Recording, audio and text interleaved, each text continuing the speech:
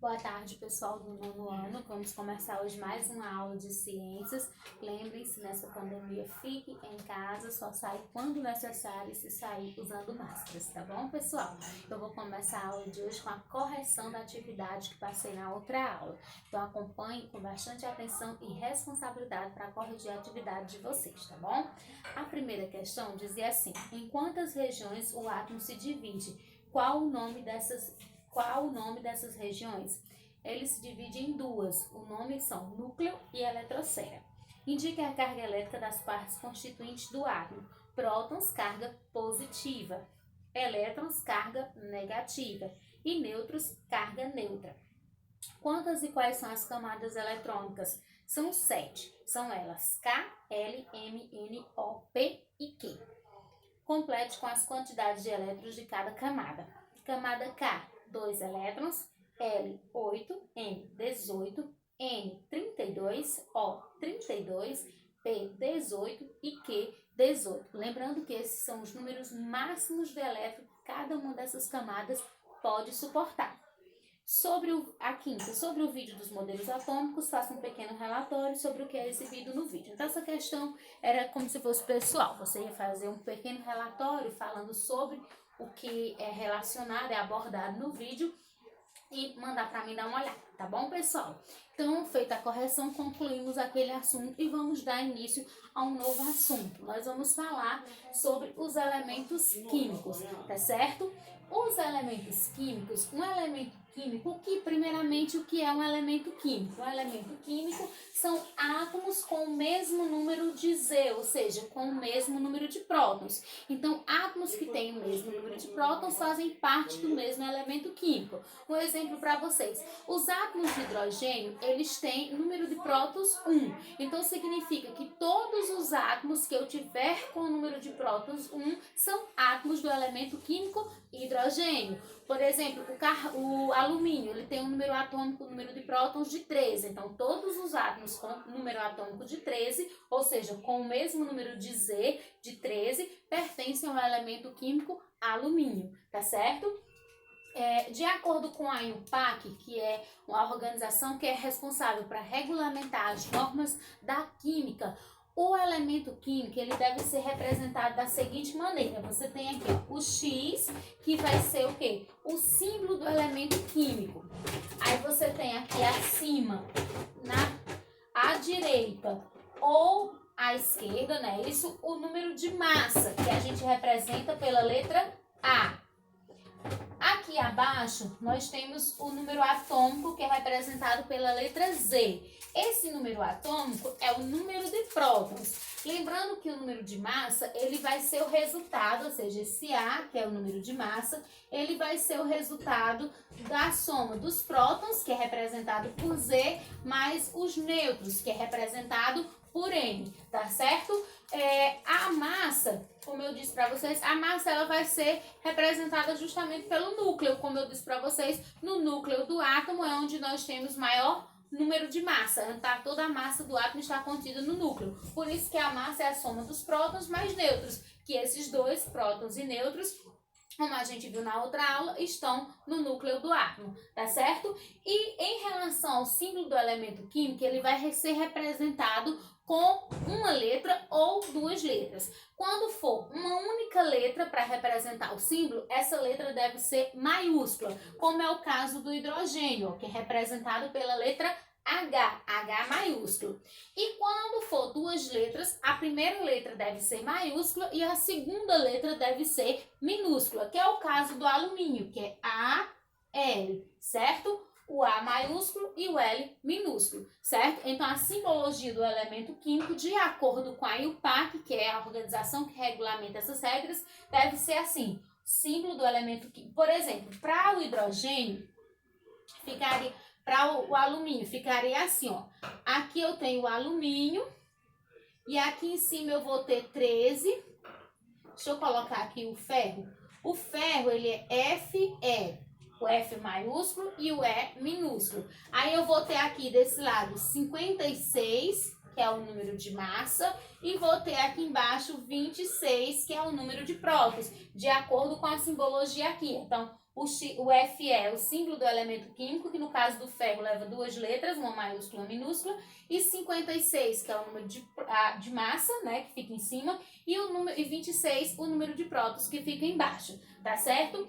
A origem dos nomes dos elementos químicos, ela tem vários fatores. Ela pode ter alguns elementos químicos, tem fator mitológico e também astronômicos, como é o caso do hélio. O hélio, ele tem o símbolo EHE, certo? Que vem de hélios, que significa sol, porque o primeiro estudo dele foi feito relacionado ao sol. Então, por isso que ele recebe esse nome de hélio. Pode também, o nome do elemento pode estar relacionado com o local de origem geográfica de onde o elemento foi, da pessoa que descobriu aquele elemento, como é o caso do polônio. O polônio, ele recebe esse nome porque foi na Polônia que nasceu Marie Curie, que foi quem descobriu o polônio juntamente com seu marido Pierre Curie, certo? Outra coisa importante também a considerar é que o nome do elemento químico, muitas vezes, ele tem origem na língua no latim. Então, por isso que muitas vezes o símbolo é muito diferente do que a gente é acostumado na nossa língua, no português. Um exemplo para vocês é o ouro. Ouro se escreve com O, inicia com O na língua portuguesa, mas o símbolo dele vai ser AU, já que vem da origem latim do ouro, que seria ouro em latim é aurum, por isso que é AU o símbolo do ouro, tá certo? Então, por essa origem latim, muitas vezes vocês vão ver essa diferenciação, principalmente quando a gente for falar de tabela periódica, tá certo?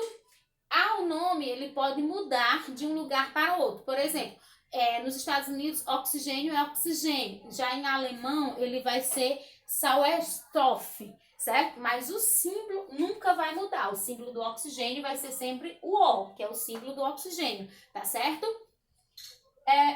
Agora nós vamos falar dos isótopos. O que são isótopos? Isótopos são elementos químicos que têm o mesmo número de prótons, já que eles são elementos químicos, eles têm o mesmo número de prótons, mas eles apresentam massas diferentes, certo? E aí, a maioria dos elementos que nós temos na natureza, eles têm esse processo de formarem isótopos, ou seja, isótopos vão ser átomos com o mesmo número de prótons, mas com massas diferentes. Somente o hidrogênio tem nomes específicos para os seus isótopos.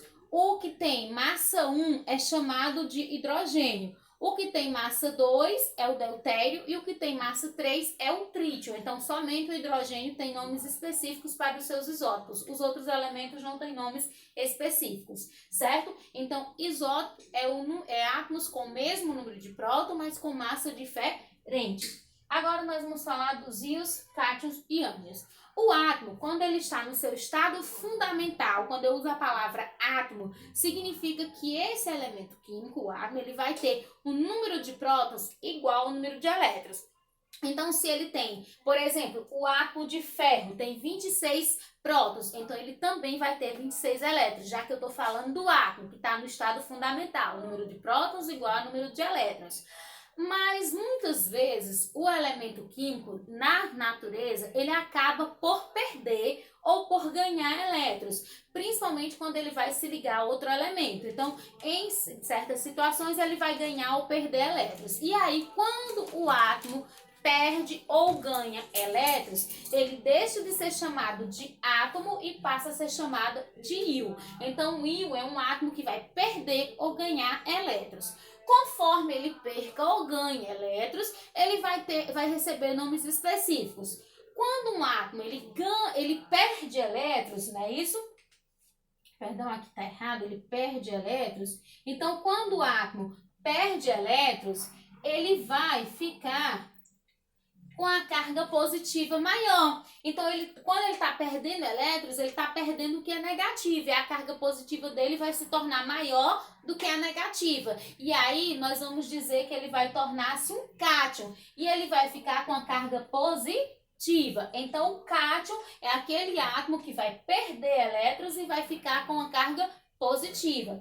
Já por outro lado, quando ele ganha elétrons, ele vai ficar com a carga positiva maior do que a carga Quando ele ganha elétrons, ele vai ficar com a carga negativa maior do que a positiva. Aí nós vamos dizer que ele vai se tornar um ânion. Então, o ânion é o átomo que ganha elétrons e fica com carga negativa. Então, o íon é quando o átomo perde ou ganha elétrons. O átomo no estado fundamental, número de prótons igual ao número de elétrons. Quando esse átomo perde ou ganha elétrons, ele passa a se chamar íon.